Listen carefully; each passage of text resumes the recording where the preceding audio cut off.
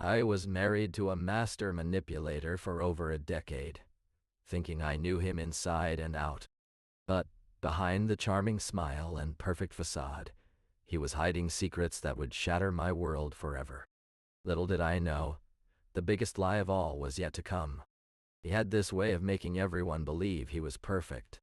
Charming, witty, and kind.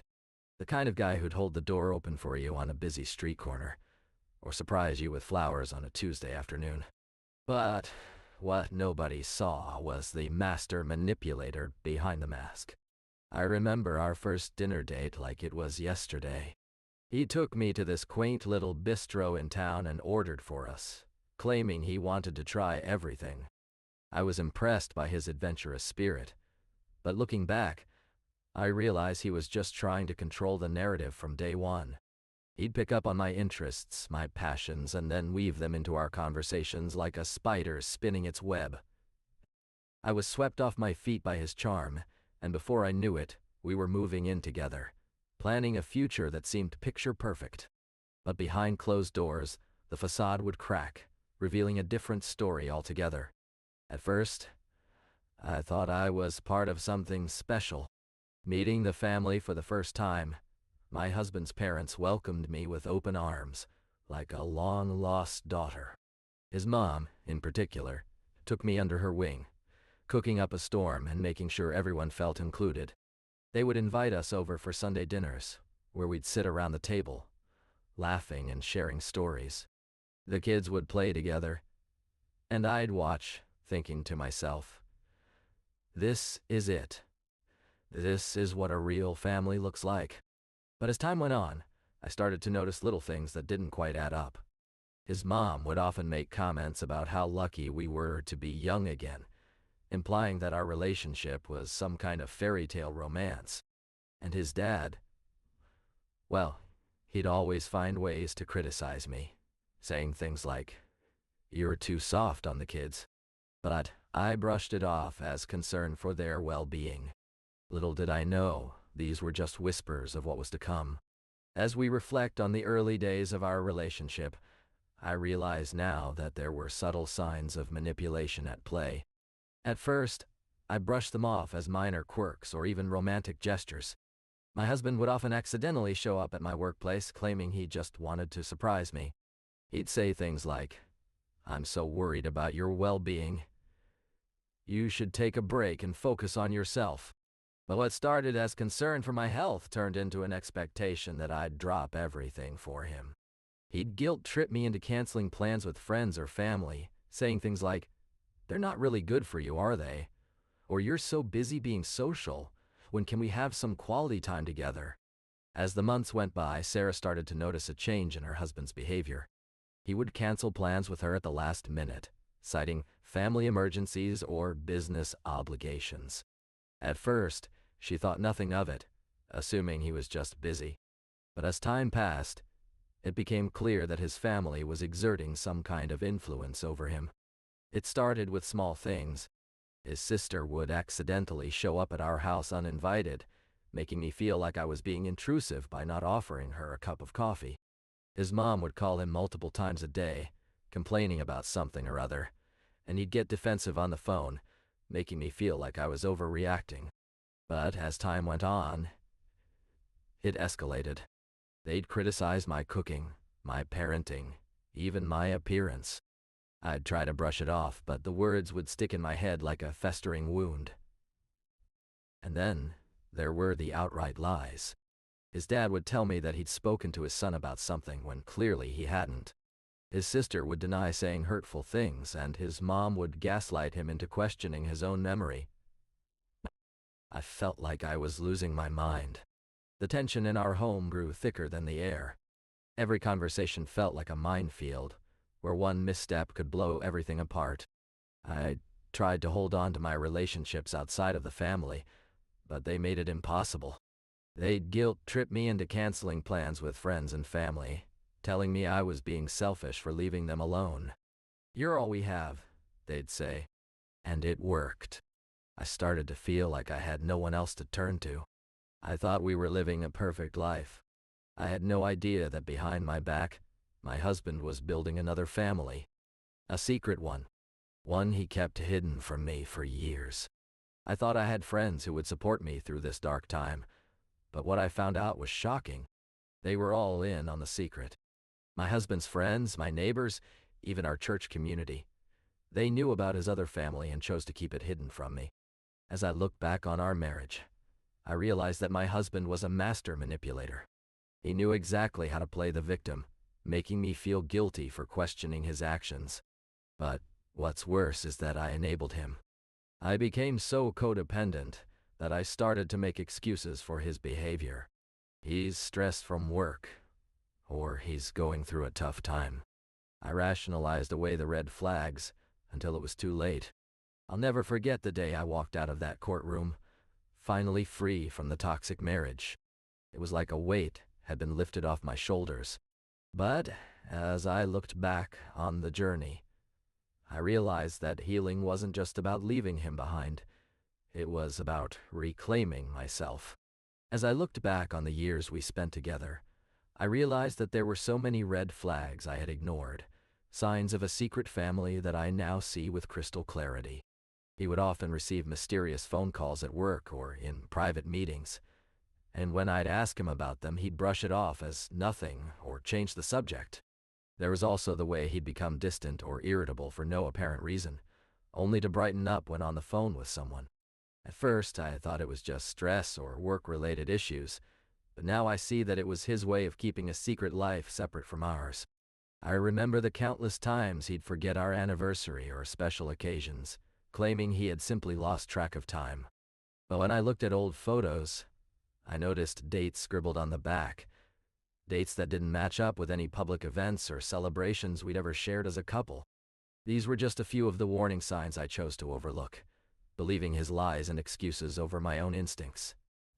I'll never forget the way he'd make me question my own sanity. He'd deny ever saying something, even when I had a recording of him on my phone. "You must have misheard," he'd say with that charming smile, making me feel like I was losing my grip on reality. And then there were the times he'd turn the tables and blame me for his behavior. "If you hadn't worn that dress, I wouldn't have looked at her." The guilt would wash over me, and I'd start to wonder if maybe I had somehow provoked him. As I reflect on my marriage now, I realize that there were people in our lives who inadvertently enabled his toxic behavior. Our friends would often make excuses for him, telling me that he was stressed or just having a bad day. They'd say things like, "Don't take it so personally," or "He's not really mean-spirited, he's just..." As I reflect on my time with his family, I realize now that I was in a codependent relationship. The warning signs were there, subtle at first, but growing more overt with each passing day. I started to lose myself in the dynamics of their household. His mom would call me constantly, expecting immediate responses to her needs, and his dad would guilt-trip me into doing favors for them. They'd say things like, "We're family now," or "You're part of us." But what they were really saying was, "You owe us loyalty, obedience." I felt a creeping sense of self-doubt as I began to question my own needs and boundaries. Why did I feel this way? Was it really my responsibility to cater to their every whim? The more I gave in, the less autonomy I had. I'd start projects or plans only to have them shot down by his family's disapproval.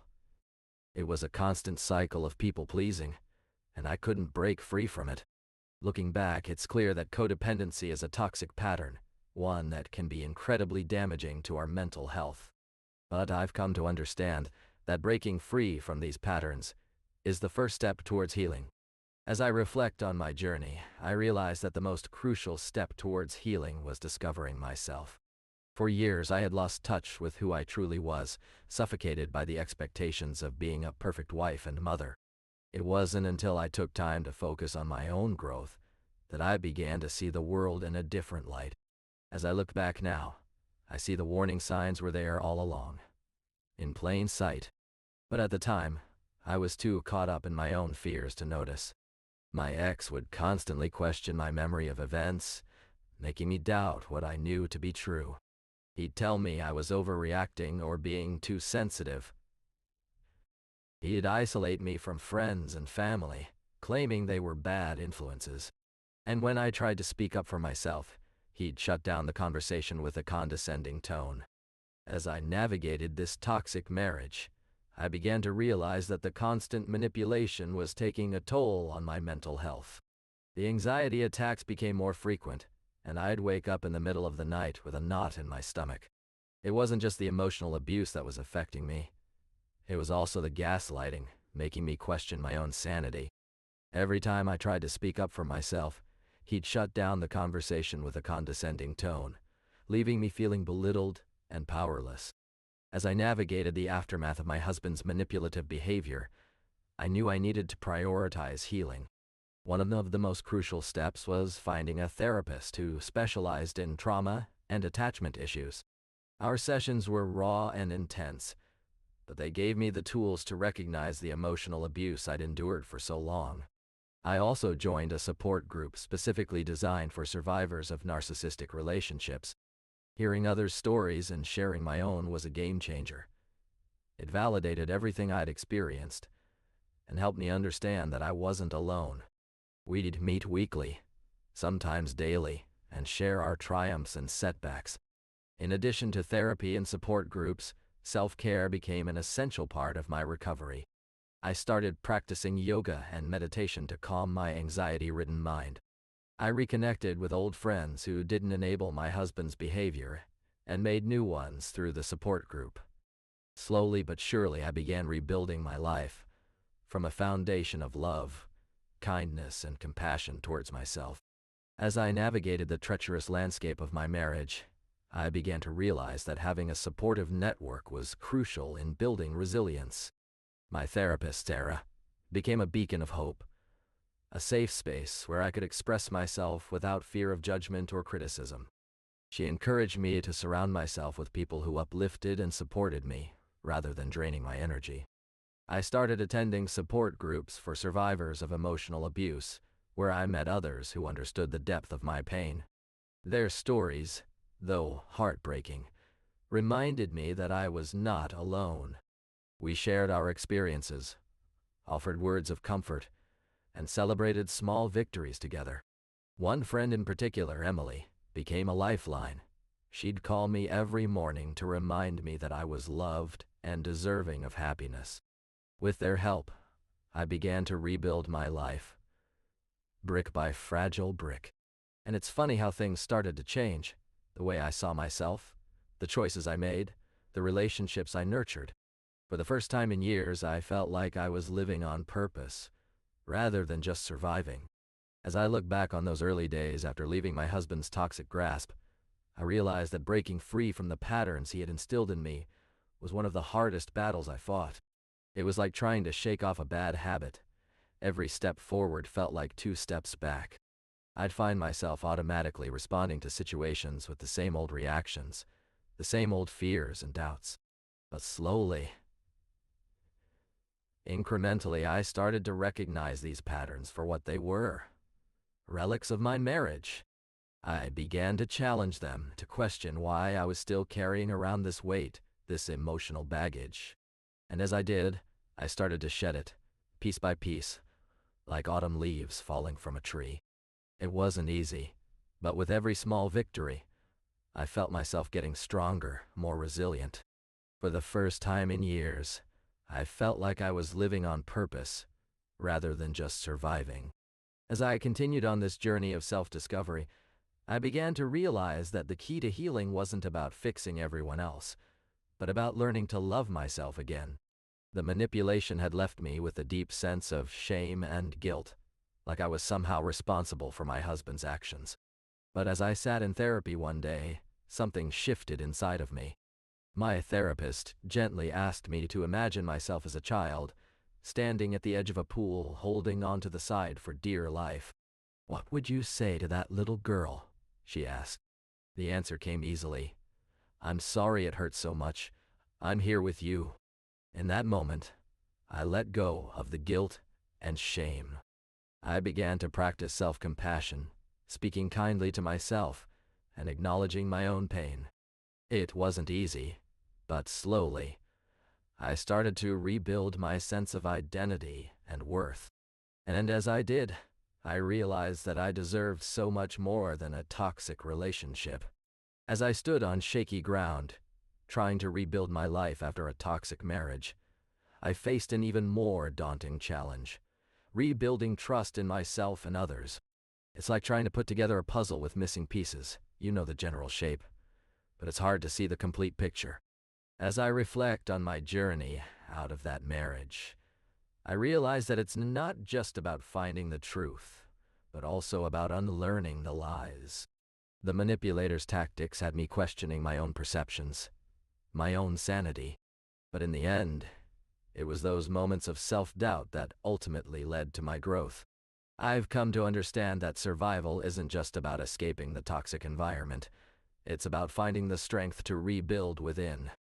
It's about acknowledging the emotional scars and choosing to confront them head-on. For me, that meant learning to recognize the signs of manipulation, the gaslighting, the guilt trips, the emotional blackmail.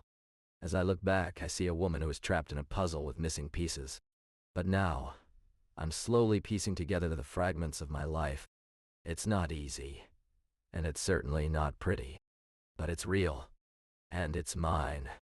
I've learned to trust myself again, to listen to that inner voice that screams enough. And that, in itself, is a victory. As I stood there, finally free from the toxic grasp of my husband's family, I knew that my journey was far from over. But it was also just beginning. The road to healing is long and winding, but with each step forward, I felt myself becoming stronger, wiser, and more resilient. If you're still trapped in a relationship like mine, please know that there is hope. Seek help, support groups, therapy, whatever it takes to break free from the chains of manipulation and secrecy. You deserve to live a life filled with love, respect, and honesty. Don't give up on yourself.